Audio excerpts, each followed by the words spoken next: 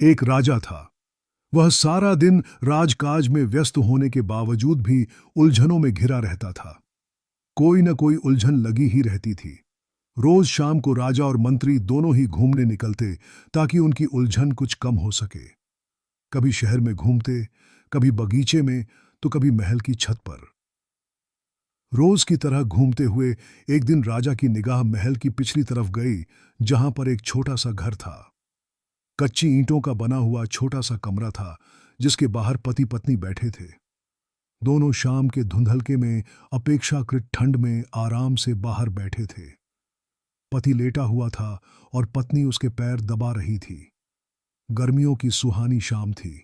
पास ही बाग था, जिससे होकर आती हुई हवा की भीनी भीनी सुगंध मन को गुदगुदा रही थी। राजा ने मंत्री से पूछा, मंत्री जी, ये बराबर में कौन लोग रहते हैं? बड़ी शांति से बैठे हैं। महाराज, ये धोबी और धोबन हैं। अच्छी तरह दिन गुजार रहे हैं। आपकी बड़ी कृपा है। मंत्री ने कहा, देखो, इतना पैसा, जायदाद, नौकर चाकर होते हुए भी हमारे चेहरे पर ऐसी हंसी कभी नहीं आती। राजा बोले ने कहा, 2 दिन में आप इसका राज्य समझ जाएंगे महाराज। मंत्री राजा ने पूछा, 2 दिन तक ही क्यों? बस महाराज, देखते जाइए, मंत्री ने कहा। थोड़ी देर बाद मंत्री महल से बाहर आ गया और उस मकान में गया। उसने धोबी को कुछ रुपए देकर कहा कि ये राजा ने तुम्हारे लिए भेजे हैं। रुपए पाकर दोनों पति पत्नी बहुत खुश हुए। रुपए देकर मंत्री जी चले आए। पहले धोबन ने रुपये गिने, पूरे 99 रुपये थे। धोबी ने कहा, पागल, शायद तुम गलत गिन रही हो। रुपये होंगे तो 100 होंगे, 99 की क्या तुक। धोबन ने रुपये धोबी को पकड़ा दिए।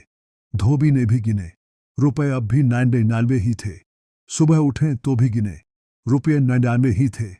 धोबन ने कहा कि किसी को अगर पता चला कि हमारे घर बुआ ताबा कम के 100 रुपए हैं तो मुसीबत खड़ी हो जाएगी।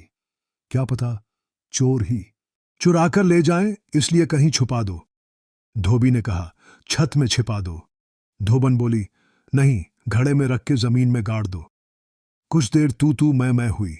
आज शाम राजा फिर महल पर टहलने निकला। उसे मंत्री की बात याद थी।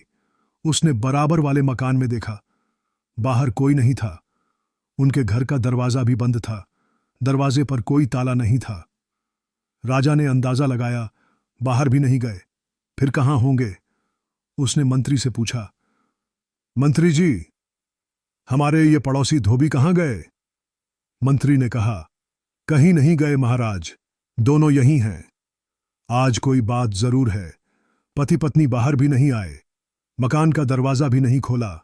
मामला क्या है? राजा बोले। इस पर मंत्री कुछ देर चुप रहा, फिर कहा, कल देख लेंगे। को 100 रुपए पूरे बना देने चाहिए। कैसे? धोबी बोला, हम जो 8 आने की सब्जी खाते हैं, कल से नहीं खाएंगे। 2 दिन में 1 रुपए हो जाएगा। धोबन ने योजना बताई। धोबी भी इस योजना से सहमत हो गया। आज भी उन्होंने सब्जी नहीं बनाई थी और बैठकर रुपए गिन रहे थे। जब पेट में भूख लगती तो धोबी धोबन की ओर देख लेता और धोबन धोबी की ओर। रूखी रोटी से भूख नहीं मिट पाई थी। रोज की तरह राजा मंत्री के साथ सैर करते हुए आए और उस कच्चे मकान की तरफ देखकर राजा ने कहा, मंत्री जी, पिछले 2 दिनों से इन्हें क्या हो गया है? कोई सांप सूंघ गया है क्या? सब 99 का चक्कर है महाराज, मंत्री बोला। 99 का चक्कर? मैं कुछ समझा नहीं, राजा बोला। मंत्री ने 99 रुपए देने की पूरी कहानी और धोबी धोबन के खाना न खाकर पैसा बचाकर पूरे 100 रू बोला। वो 100 रू करने की इच्छा बता दी। इस पर राजा अनायास ही बोल उठा, क्या यह पैसा ही सब दुखों की जड़ है? महाराज, पैसा होना बुरा नहीं है, परंतु सिर्फ पैसा बढ़ाने की तमन्ना करते रहना भी तो अच्छा नहीं है। धोबी धोबन को और भाव धोबन काटेगी। जो पैसा मिला उसका उन्होंने उपयोग नहीं किया, बल्कि उसे बढ़ाने में लग गए, इसलिए वे इस रुपए का कोई आनंद नहीं ले सके। यह कहकर मंत्री चुप हो गया। अब राजा दुखों का असली कारण समझ चुका था। असीमित इच्छाएं ही मानव को अज्ञान की ओर प्रेरित करती रहती हैं। भविष्य के सपनों में खोया मानव वर्तमान का उपयोग नहीं कर पाता।